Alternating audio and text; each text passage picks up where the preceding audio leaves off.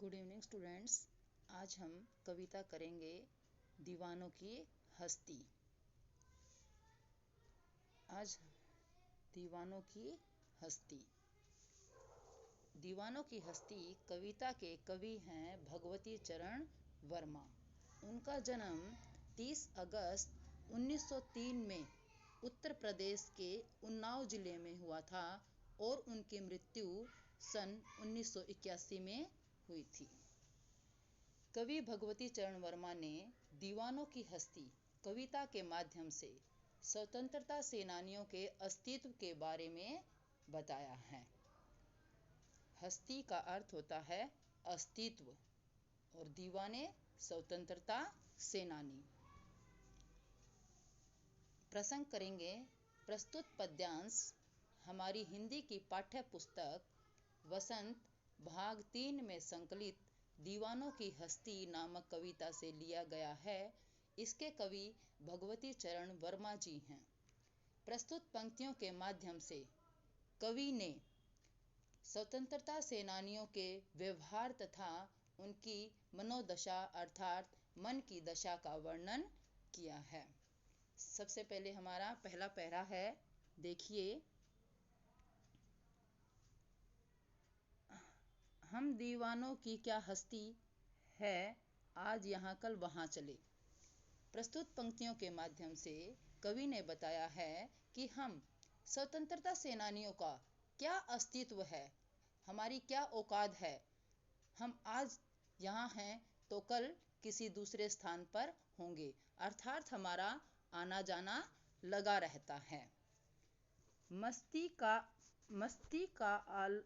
का आलम साथ चला, हम धूल उड़ाते जहाँ चले। मस्ती, खुशी, आलम, संसार, धूल उड़ाते, खुशी मनाते। कवि बताते हैं कि जो स्वतंत्रता सेनानी हैं उनके साथ मस्ती भरा संसार साथ चलता है। वे जहाँ भी जाते हैं लोगों के जीवन में खुशियाँ बांटते चलते हैं, अर्थात वे धूल भरी खुशियाँ उड़ाते चलते हैं।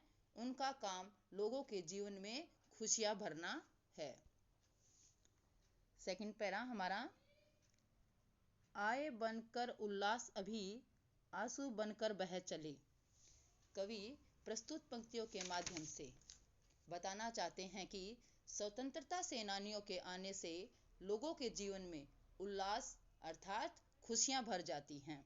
आए बनकर उल्लास अभी। कवि बताते हैं कि जब स्वतंत्रता सेनानी आते हैं तो लोगों के जीवन में खुशियां भर जाती हैं।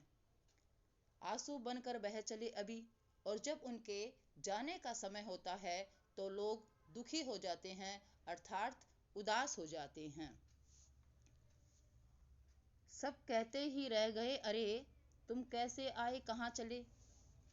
जब उनके जाने का समय आता है तो लोग उनसे कहते हैं कि तुम अभी अभी तो आए थे और अभी अभी चल दिए, अर्थात स्वतंत्रता सेनानियों के जाने पर लोगों का मन उदास हो उठता है, वह उनके जाने से खुश नहीं होते।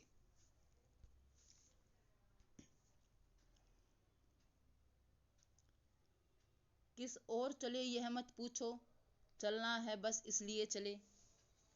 प्रस्तुत पंक्तियों के माध्यम से कवि ने बताया है कि जो स्वतंत्रता सेनानी हैं वे अपने आने और जाने के बारे में बताते हैं।